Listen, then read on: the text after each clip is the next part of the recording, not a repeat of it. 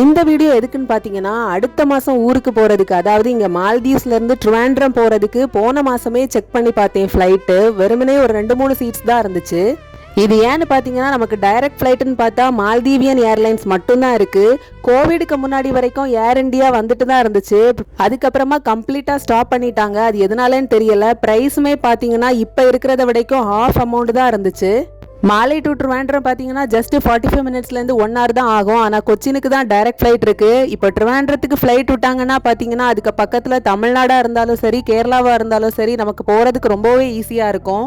Trivandrum side மட்டும் கிடையாது, இந்த கன்னியாகுமரி, திருநெல்வேலி, தூத்துக்குடி இந்த இடத்துல இருந்தும் நிறைய மக்கள் இங்கே இருக்காங்க. அப்படி நமக்கு ஃப்ளைட் வந்துச்சுன்னா நமக்கு ரொம்பவுமே ஈஸியாக இருக்கும்.